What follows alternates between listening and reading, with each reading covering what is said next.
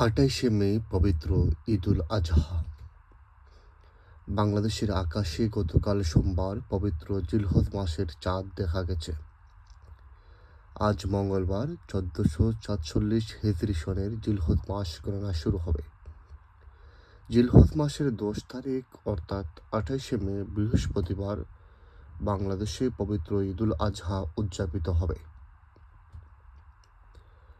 গতকাল সন্ধ্যায় জাতীয় মসজিদ বায়তুল মোকাররমের সভাকক্ষে জাতীয় চাঁদ দেখা কমিটির সভায় এর সিদ্ধান্ত হয়েছে। বৈঠক শেষে ধর্মমন্ত্রী কাজী শাহ মোফাজ্জল হোসেন কায়কোবাদ এর সিদ্ধান্ত ঘোষণা করেন।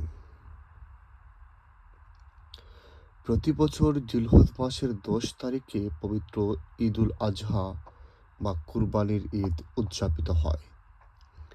এই ঈদে মহান আল্লাহর সন্তুষ্টি অর্জনের জন্য পশু কুরবানি করা হয়। গতকাল জাতীয় চাঁদ দেখা কমিটির সভায় দেশের সব জেলা প্রশাসন, ইসলামিক ফাউন্ডেশনের প্রধান কার্যালয়, বিভাগীয় ও জেলা কার্যালয়, বাংলাদেশ আবহাওয়া অধিদপ্তর এবং মহাকাশ গবেষণা ও দূর অনুধাবন প্রতিষ্ঠান স্পর্শ থেকে প্রাপ্ত তথ্য বিশ্লেষণ করে চাঁদ দেখার বিষয়টি আনুষ্ঠানিকভাবে নিশ্চিত করে জাতীয় চাঁদ দেখা কমিটি। সভায় উপস্থিত ছিলেন ধর্ম মন্ত্রণালয়ের অতিরিক্ত সচিব মোহাম্মদ ফজলুর রহমান, যুগ্ম সচিব সাদেক আহমেদ, ইসলামিক ফাউন্ডেশনের মহাপরিচালক আব্দুস সালাম খান, বায়তুল মোকাররম জাতীয় মসজিদের খতিব মুফতি আব্দুল মালিক, প্রধান তথ্য কর্মকর্তা সৈয়দ আবদুল আহমেদ, বাংলাদেশ টেলিভিশনের পরিচালক মোহাম্মদ জহিরুল ইসলাম, সরকারি মাদ্রাসায় আলিয়া ঢাকার অধ্যক্ষ অধ্যাপক ওবায়দুল হক সহ আরও অনেকে।